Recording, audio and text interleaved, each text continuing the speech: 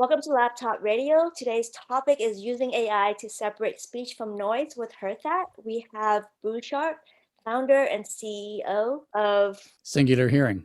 Singular Hearing. Awesome. Hello, Bruce. Hi, Michelle. How are you doing? Where are you?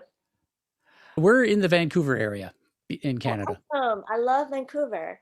So this is CES week, and I'm really excited about chatting with you about HeardThat doing CES. Tell us about yourself. I'm an entrepreneur and have been in the software business for many years. And my educational background is actually math and physics. I got a PhD in math. In the early part of my career, I worked on things like satellite image analysis and so on for land resource satellites, which actually use forms of AI at the time.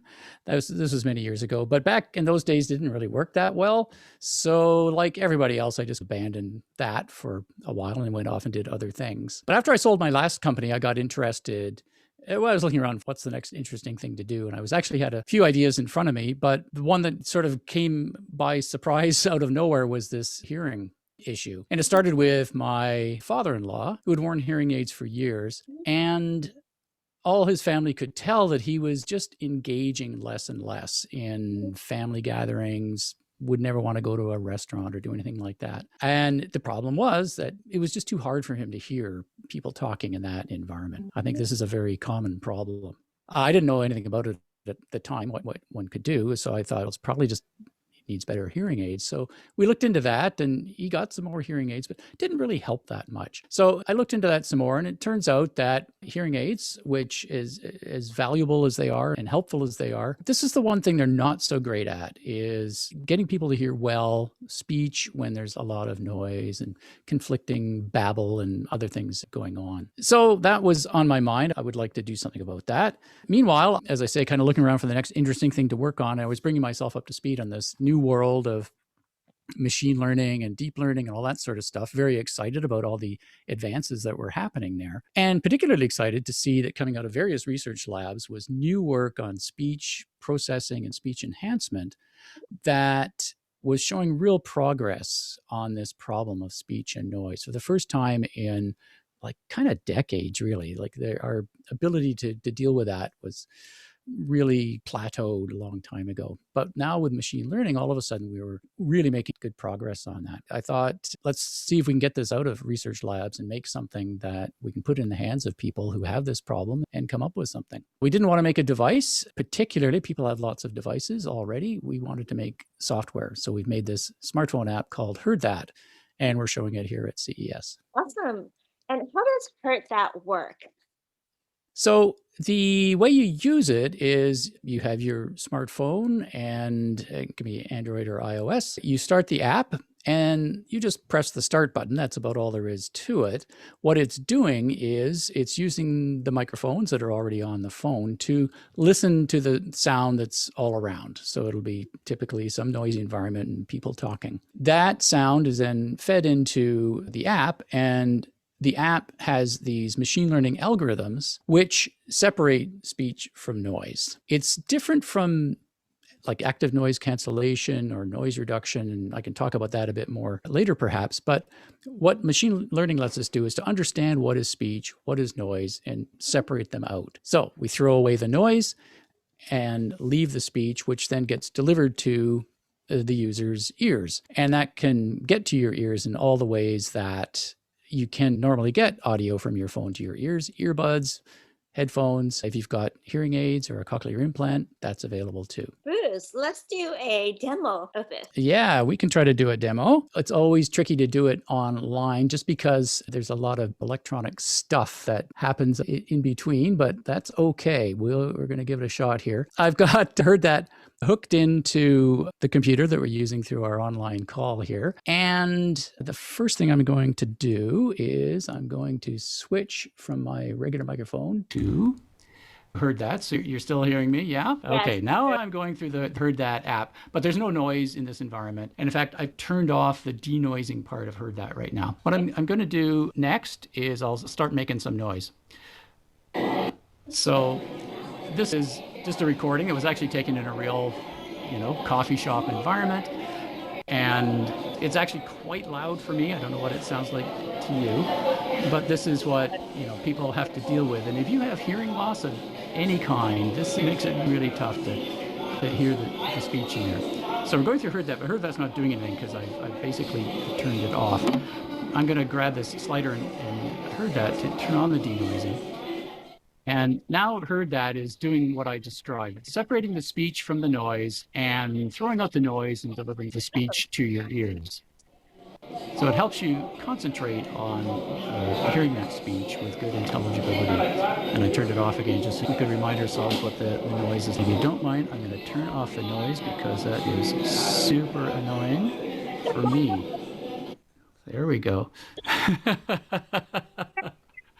You can really appreciate how people who have hearing loss and they're in that situation, not only do they struggle to hear speech, but sometimes they can do it if they try really hard. And they talk about how exhausting it is to carry on a conversation in that kind of environment. Awesome. And this app is available on iOS and Android.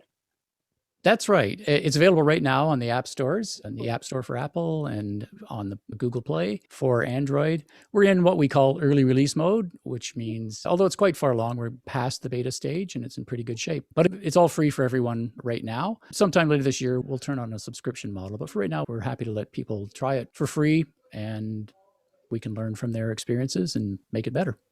Awesome, awesome. And can you talk a little about the technology? I know that you use machine learning and artificial intelligence and probably GAN.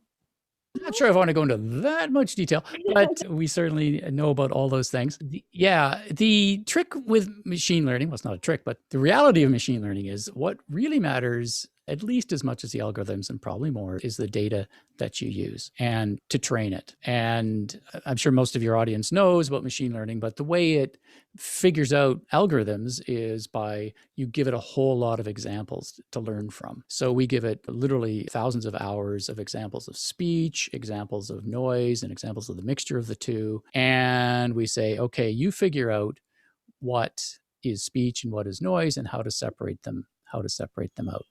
Awesome. So yeah, most classical noise reduction algorithms are more based on modeling noise, what does it behave, what are its characteristics, and then trying to do something about that to get rid of it. That ultimately ends up being a frequency-based compensation or something. But it's tough because, as has been said in another context, for a human being anyway, it's hard to define exactly what noise is, but you know it when you hear it. And so we take advantage of that with these machine learning algorithms and their training to feed it lots of examples and it learns what the differences are. We're blessed in the speech world that there's a number of publicly available data sets with lots of audio that we can work with. But it really has to go far beyond that because, well, lots of reasons, but technically they're not super realistic in some ways. So we've made many of our own recordings and we've done other things where we synthesize the kind of data that we want and a lot of tricks. So a lot of the intellectual property we've developed is as much about the data that we're training on as it is the algorithms. Yeah. What's the difference between your company versus the other company that reduces noise? Do we really need to use AI in it? And what are some of the advantages and differences between HeardThat and the other noise reduction technology? Yeah, when people think about noise reduction that's been around for a while, there's two flavors of it. One is, I'll start with active noise cancellation. These are the things, the great headphones you put on in the airplane that makes you not exhausted when you get to the end of the trip. They work by sampling the sounds that are all around and basically inverting those, adding them up so it subtracts out the ambient sound. Obviously, that's not great because it tends to suppress speech as much as noise, and it doesn't make any attempt to distinguish between the two. It's trying to just get rid of all the sounds effectively. That's very different, and that technology is available in various kinds of earbuds and things like that. If you just want to listen to your own music or something and not be bothered by outside sound, that's great. That doesn't help in the situation where you actually want to hear the person talking. The other kinds of noise reduction, and I guess noise reduction is the term that's commonly used, falls into that category I was talking about before, where there's an attempt to model the noise. And as I say, it mostly amounts to you filter noise that's coming in,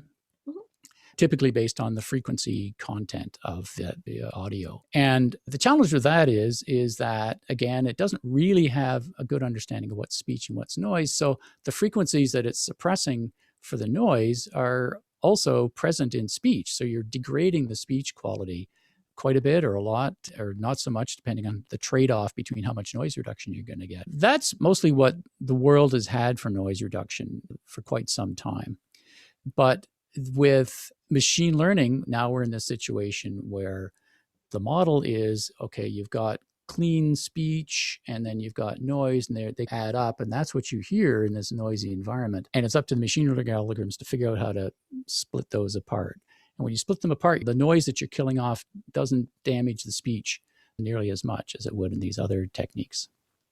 So, Bruce, how big of a problem are you solving? People with hearing loss, it's rampant. It's like the second most common health problem in the world is some flavor of hearing loss. And it affects anywhere from 10, 15% of people around the world. So we're talking about hundreds of millions of people around the world.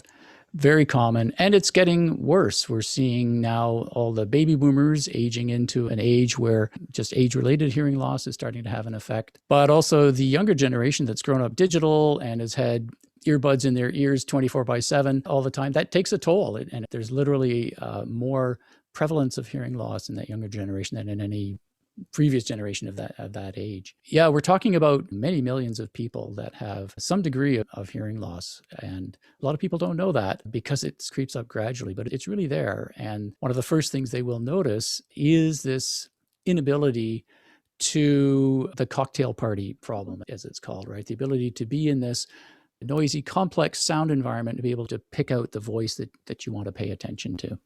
Mm-hmm. What should people do when they notice that they can't hear? They should get a hearing test and they should see a hearing health professional. That's easy to say, but a lot of people are either reluctant to do that because they don't want to know what the answer is, maybe, or they're in a little bit of denial, or they just haven't noticed because it's just crept up on them. And very often, just as in the case of my father-in-law, it's a family member who will say, hey, Dad, Mom, you're not hearing us. We need to get you checked out. HeardThat is not in any way trying to replace what hearing aids do or substitute for a hearing health professional or anything like that. We're there as an additional option and kind of an accessory to those other solutions. But it's super important. Hearing, if you lose some hearing capability, that has a lot of downstream effects. We talked a bit about the sort of social isolation that was the case with my father-in-law. There are other cognitive issues that come into play if you're not hearing well. Super important to get checked. So I tell that to everybody. I've had my ears checked. I'm fine, although I'm of an age where I have to think about that. But I've got lots of friends, family, network, people I talk to. Really, they should go get their ears checked. Yeah, I just feel like people go to the dentist and they get their eyes checked, but they don't think about Yep. their ear. And so I think hearing is really important because you listen to music, you talk to different people every day, and it's really a part of us. Yeah, no, I think that's a good observation. Yeah, we just don't routinely go to the hearing checkup like we do for other types of health. When you are building a company, what are some of your challenges? Finding the right people, finding the right product market fit is the jargon. And the challenge for us was partly technical, partly getting the right people and all that. But it's also how can we package this up in a way that normal human beings can use it easily and that it's effective in solving their problems. I think that's the key thing. But we were, I guess, in hindsight anyway, it feels like we did the right thing. We focused on a real problem that looks like there's some technology that could help with it. And we just, like being a startup, you focus, focus, focus. We just went after the thing that we thought we might be able to solve and stuck to it. Awesome. I'm just thinking about just different uses of this HeardThat app. Even if you don't have hearing challenges, because I could go to a party and the music is really loud. And we're just wondering how that would perform if I'm talking to a friend with music in the background. The use cases that you learned from building this company. Yeah, that business functions where they're playing background music too loud, there's too many people talking and so on. Yeah, my hearing's good, but I use it, especially when we were actually meeting in coffee shops and stuff like that. I would use it. Like, why not? I think even if your hearing is good, people find it challenging in those kind of environments. It's weird. You're supposed to be there to socialize, and yet it's really hard to socialize because they make it so noisy. But even these days, people aren't gathering in restaurants so much, but they're going out shopping. Yeah.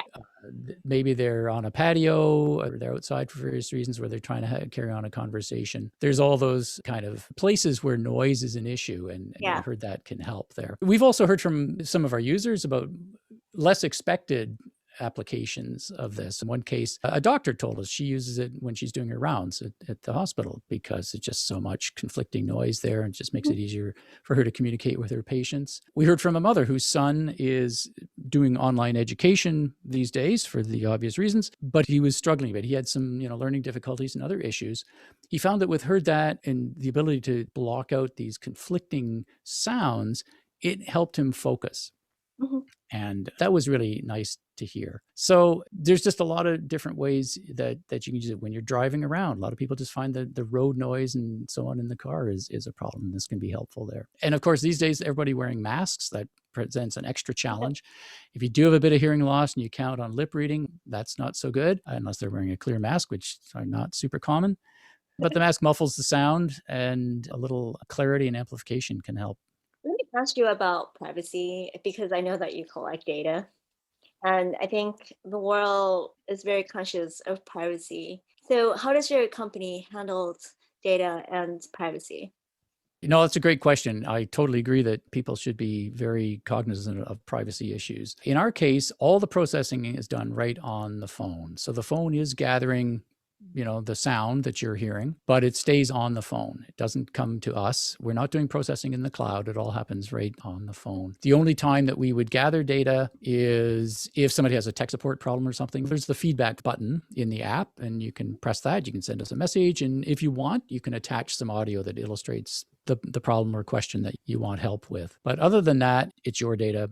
We don't get it. Awesome. So it sounds like all the data is going to be on the phone. It's not Mm-hmm. stored and collected on the cloud. So Correct. it helps you listen to speech better. So it segregates the noise. Yeah.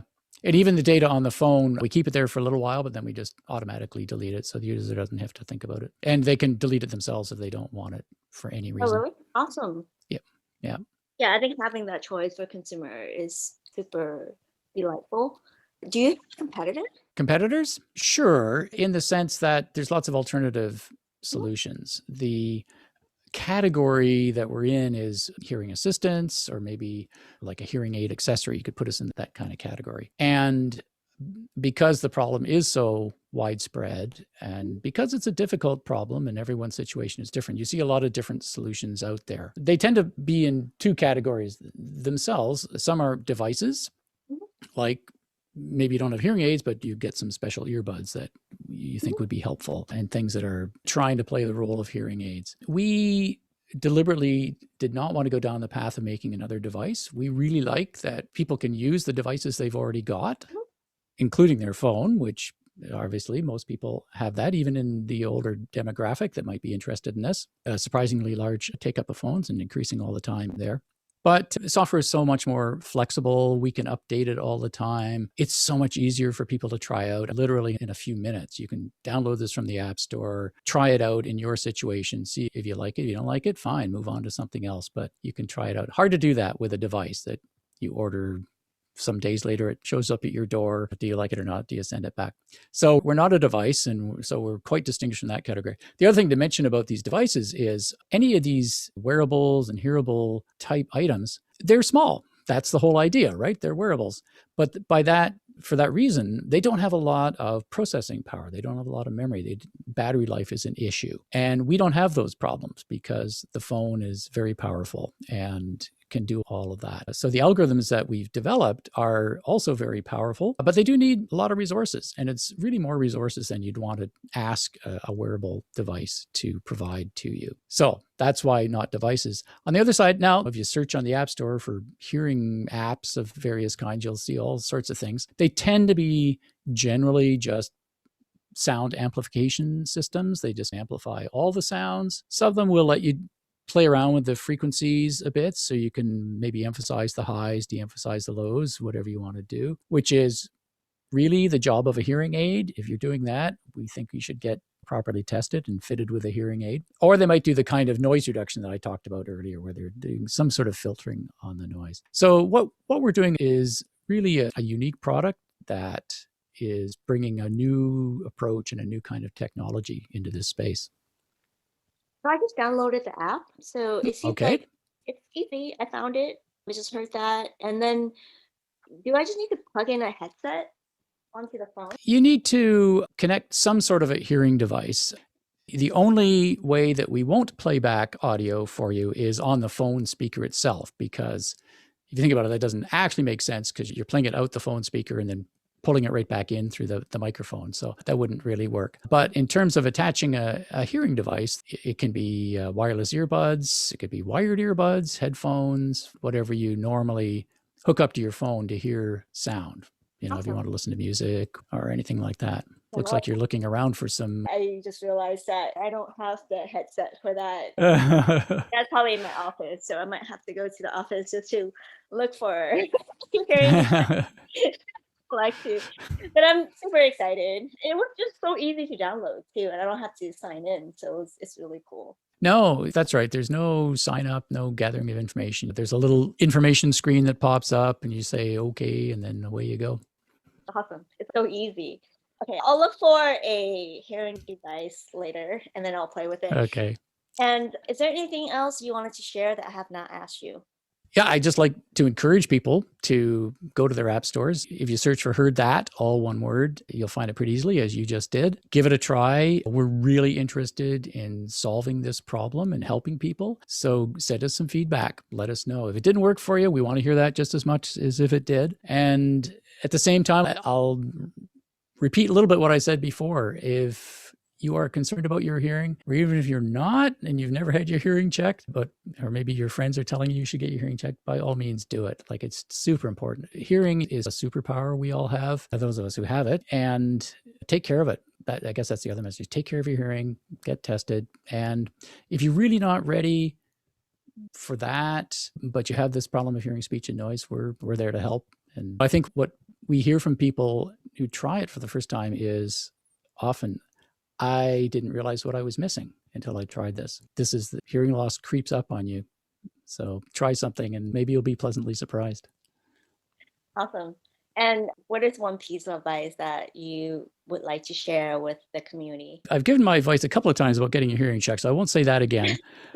I don't know, a piece of advice I got from, it was probably my mother. She said, go, maybe you'll meet someone, which is advice that has served me very well in my professional and personal life. I interpret it as meaning if you put yourself out there and do things happen, this is how you discover interesting things. And I would say probably every interesting turn in my life is because I forced myself to stop flipping through my Reddit subreddits and get off my butt and go out there and meet the person at, maybe it's a business function or just a coffee chat or something, who ended up being a key employee, or chatting with people. You just never know. I got a job once because I just started chatting with somebody in the checkout line at a bookstore. He looked at the title of the book. We struck up a conversation. 2 months later, I was heading up their research group. Just get out there and do stuff. Awesome. Awesome. So even if you're staying home, you can still meet people.